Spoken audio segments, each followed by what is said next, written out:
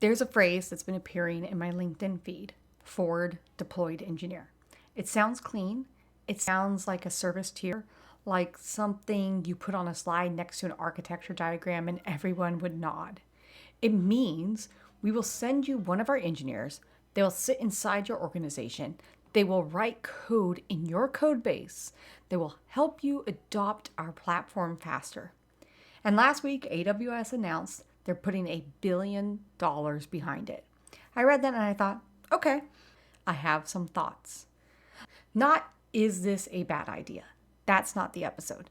The episode is when someone else's engineer ships code in your production system and then goes back to their company, who is left holding that code? Who owns it on day 1000? That's the question nobody in the sales conversation is asking, and I think we should. I'm Joanne Skiles. This is Chaotic Commits, Tech, AI, and Engineering Truths. The things nobody puts in the documentation. Today we're talking about forward deployed engineering. The AWS announcement last week is what brought it to my feed. $1 billion is hard to ignore. But AWS is just the latest. Palantir built their whole business on this model. OpenAI does it. Anthropic does it. This has been building for years, and it's now the default enterprise AI onboarding motion. I want to talk about what that means, not for the companies selling the platform, but for the team on the other end of the contract. So 3 parts. First, what this model is and why the appeal is genuine. Second, the incentive problem that nobody names in the press release. And third, what I actually ask before I let a vendor embed an engineer in my code base. Let's go. The AWS announcement made it feel new. It's not new. Palantir has been doing forward deployment for over a decade. You hire Palantir, you get Palantir engineers, they come in, learn your data, wire up the platform, make it work. When they leave, the system is running. Whether your team can maintain it is a different question. AWS didn't invent this. They just put $1 billion behind it. That's not the same thing. And when a hyperscaler puts $1 billion behind a labor model, it's not a trend anymore. It's a default. Forward deployed engineering is supposed to solve a real problem. Your company wants to move fast on AI, but your team doesn't have enough people who understand the platform deeply enough to implement it right. So instead of renting documentation and a Zoom call with a solutions architect, you rent an engineer. They sit with your team. They learn your use case. They build the thing. Here's what that actually looks like. Your company signs a deal to use Bedrock to build an AI-powered customer support assistant. Instead of handing you a getting started guide and a support ticket queue, AWS assigns one of their engineers to work with your team for 3 months. She's in your Slack, she's at your stand-ups, she's reviewing pull requests and shipping production code alongside your engineers. That's a forward deploy engineer. On paper, that's not crazy. I've watched teams struggle to ramp up on unfamiliar technology with nothing but a tutorial and a lot of optimism. I've been that team. I've been the senior engineer in a room who was supposed to know how to do something and honestly figuring it out alongside everyone else. The pressure to move, the knowledge gap, the gap between knowing the platform exists and knowing how to build it safely, that gap is real. So I'm not going to pretend the appeal isn't real, because it is. But here's the question that comes right after this person will help us move faster. Who do they actually work for? Not the HR hierarchy who, not who cuts the check. I mean, when this engineer makes a decision in your code base, what are they optimizing for? What does success look like for them? What happens if the thing they build is elegant and fast and perfectly suited for the platform they came from, but a little hard to maintain by people who didn't build it? Who owns that? Now, before I turn the knife, let me steelman this. That's the only way to critique means anything. The forward deploy model addresses a scarcity problem. Enterprises are short on AI literate engineers, not junior engineers, not people who can follow a tutorial. I mean people who understand the actual mechanics of a modern AI platform well enough to make principled decisions under pressure. Those people are scarce. They are expensive. They are in high demand at every company at the same time. Renting expertise is faster than building it. And that's true. If the alternative is your team building the wrong thing with the wrong abstractions for 6 months, a forward deployed engineer who gets it right in 6 weeks looks like a bargain. And I get it. I would have taken that deal at some of the companies I've worked at. So I'm saying that plainly before anything else. And before I turn to the critique, this is not a new problem. This is a very, very old problem with a new paint job. SAP implementations, Salesforce rollouts, Oracle ERP projects. Enterprise software has been running on the embedded expert model for decades. You buy the platform, you get the consultants. The implementation is complicated. It works, and then they leave. And you find out very quickly whether your organization understood what just happened or just hosted it. The companies that do well long-term aren't the ones with the best consultants. They're the ones that treated the engagement as a knowledge transfer, not just a delivery. That insisted on pairing with their internal teams alongside the implementation team throughout. That said, before you leave, I need someone in the building who owns this system. The companies that don't still on maintenance contracts 15 years later because the original configuration decisions are undocumented. The people who made them are long gone, and nobody on the current team knows which settings are load-bearing. AI forward deploy engagements are going to learn the same lesson. The only question is whether companies learn it proactively or the hard way. But here's what the steel man doesn't address. The forward deployed engineer is optimizing for something, and that something is not your team's ability to maintain the system in 3 years. That's not a moral judgment. That's a structural one. They're optimizing for proving the platform works in your environment, hitting a renewal milestone, generating a case study, getting enough success signals before the engagement ends that the contract extends. Those are good things for their company. They're not bad people for chasing them.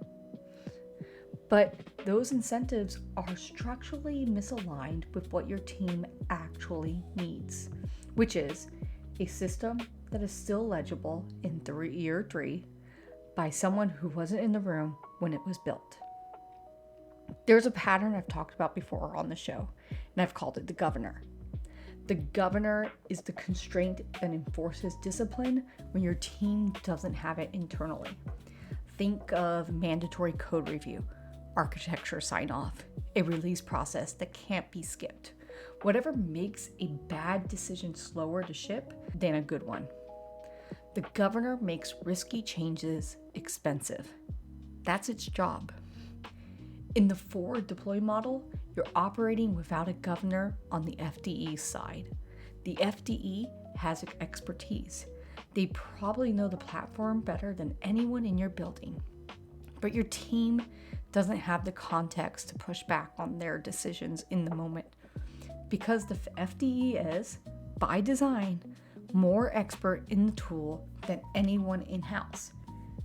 Your team can't push back because they're still ramping, and the FDE is already done.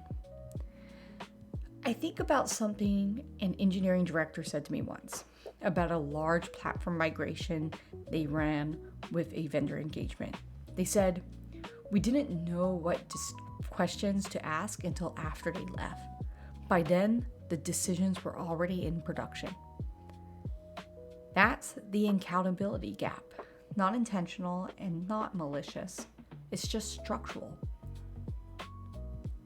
So here's a weird analogy, and please bear with me. You know how some people hire a professional organizer? They come in, Marie Kondo it up, they transform your house, everything has a place, the system makes perfect sense, and you're delighted, and they leave? 6 months later, you're looking for the measuring cups. Your family has adopted the system at about 70%. The 30% that drifted, that stuff didn't have a label. A forward deployed engineer is a professional organizer for your code base, except the stakes are higher. The measuring cups are your production off service. You can't call them back for a refresh session because the engagement ended when the contract did. Here's why it's all converging now. The idea is not new, but the scale is.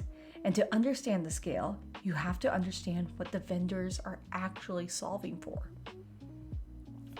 AI platforms are genuinely hard to adopt. Not in the documentation is bad way, in the gap between what works in the demo and what works in your production environment is a full engineering project way. Every enterprise has different data, different existing systems, different compliance requirements, different levels of internal expertise. A platform that deploys cleanly for one company can take 6 months at another. And if it takes 6 months, you're not renewing. Time to value is the whole game. It determines whether a customer becomes a relationship or a churned logo on a slide. Documentation doesn't close that gap. A solutions architect on a Zoom call doesn't close it either. The knowledge that actually makes the difference, that's the in your data architecture, this particular pattern will create contention at the third tier of your retrieval pipeline. That lives in a person. It's a tactic. It comes from doing implementations, not from writing readmes. An embedded engineer who knows the platform and builds the first thing alongside your team closes the adoption gap in a way that no amount of documentation can. And alongside that, stickiness. When an FDE builds something in your code base, your production system now depends on patterns and abstractions from that platform. Replacing the platform means replacing the implementation. That's not necessarily by design. It's just the natural consequence of deep integration. The vendor's code and your code become hard to separate, which means when the renewal conversation comes around, the cost of switching has gone up. From the vendor side, forward deployed engineering solves 2 problems at once: slow adoption and low retention. It closes the gap that was killing deals. It creates the integration depth that makes walking away expensive. That is a rational business model, worth being clear-eyed about. Not because it's predatory, it isn't, but because knowing what the vendor is optimizing for is the only way to understand what you're agreeing to when you sign. The question is, what comes after? The deal only works if both sides understand it's a deal. And in my experience, the sales conversation is about speed, time to value, getting a use case in production in 8 weeks instead of 6 months. The conversation about stewardship, about what it looks like when the FDE leaves and your team has to own this alone, that conversation is quieter and it needs to be louder. Now, I don't want to end this episode with don't use forward deployed engineers. That is not the answer, okay? The scarcity problem is real. The appeal is real. There are FDE engagements that go extremely well, where knowledge transfers happen, where the FDE invests in leaving the system legible and the team better than they found it. What I want to leave you with is the questions to ask before you sign. Not a framework, what I've actually said in the room. So question 1, what is the explicit exit criteria? And does it include your team's ability to maintain this independently? Not, is the system running? I don't care if the system is running. I care if your engineers can be paged on this at 2 a.m. and handle it. That's the bar. If the exit criteria doesn't include that bar, you're buying a running system, not a transferable system. Those are different products at the same price point. Question 2. How is the FTE incentivized, and what happens at renewal? This is not a rude question. This is due diligence. If an FTE is measured on whether you renew, they have a quiet incentive to stay in the loop. If they're measured on knowledge transfer, they have an incentive to make themselves replaceable. Same goal, different engineer. You can ask it plainly. What does success look like for your team at the end of this engagement? And then listen for whether the answer includes your team's independence or just platform performance metrics. Question 3. What documentation is included and who owns the decision log? Not API documentation. The platform team has that. I mean the documentation that explains why specific decisions were made in your environment. Why this abstraction instead of that one? Why this service boundary? Why did they use this data model? That's not technical documentation, that's decision documentation. And it's the most valuable artifact of any implementation engagement because it's the only way the new engineer on your team can reason about the system without reverse engineering every choice from first principles. If the engagement doesn't include a structured decision log, ask for one. If the vendor says that's out of scope, that answer tells you something. Question 4, and this one's softer. What are you actually buying? Because sometimes the honest answer is time. You're buying time to figure out your AI strategy while something is running in production. That's a real thing to buy. Just know that you're also incurring a future obligation. At some point, your team has to actually understand the system. The FTE bought you time. The debt is still there. Deferred debt, technical or organizational, it compounds. So what does excellent actually look like? I don't want you to leave this as ask better questions without telling you what you're asking toward. The best forward deploy engineers I've seen work themselves almost out of a job, not passively, actively. Every design review includes explanation. Every architectural decision has an owner for your team, not just theirs.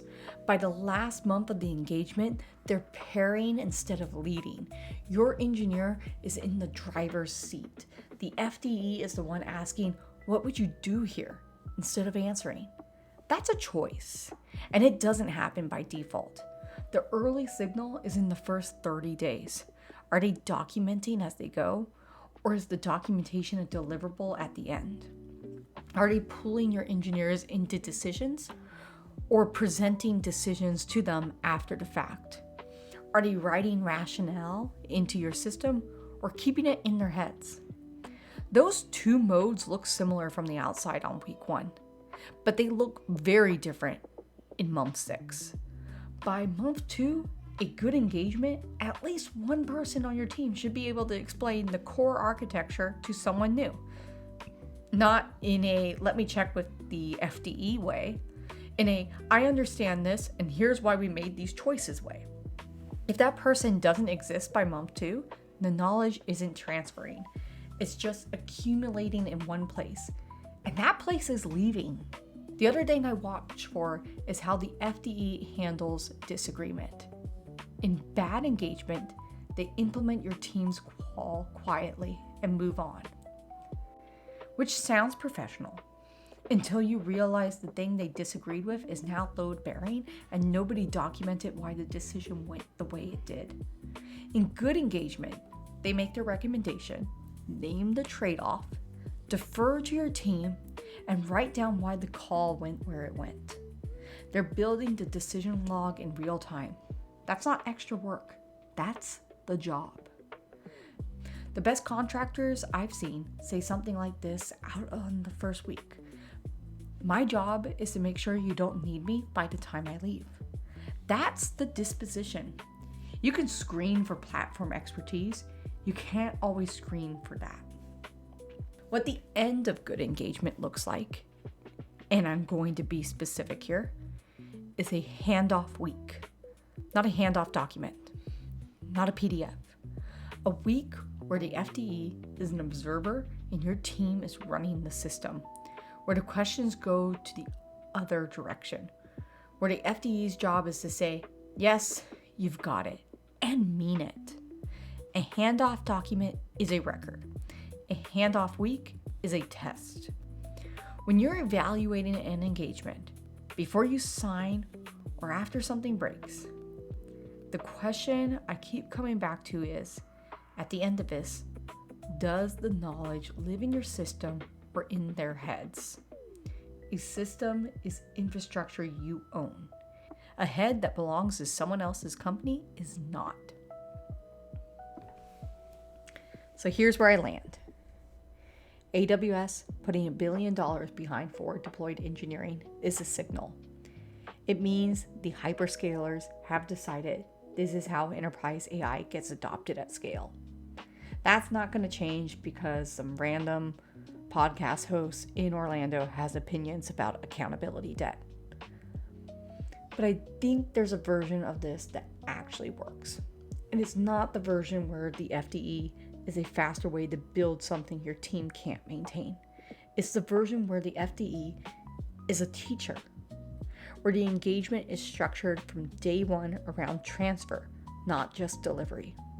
The best contractors I've worked with, and I've worked with a lot of them across my career, left systems that my team understood, not because the work was simple, because they made legibility part of the deliverable.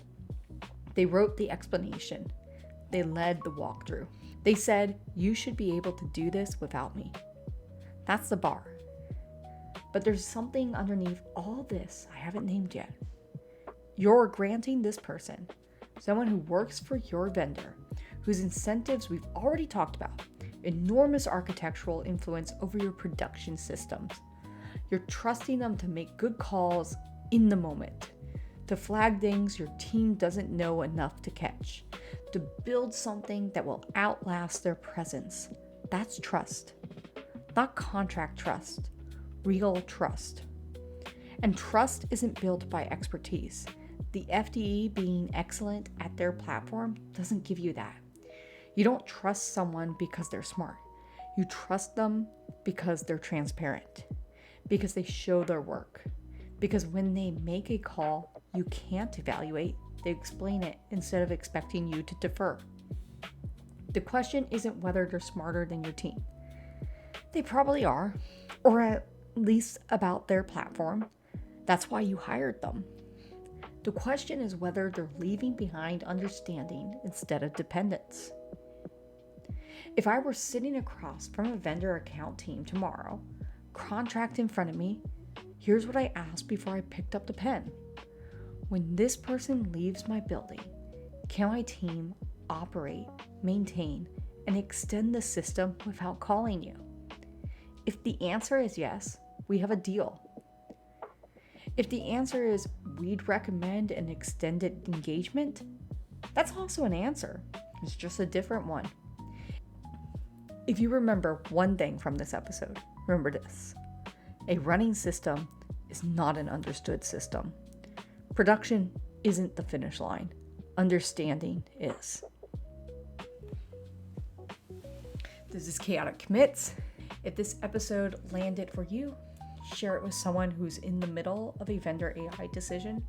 Forward it to the engineering leader who's about to sign a contract without asking about exit criteria.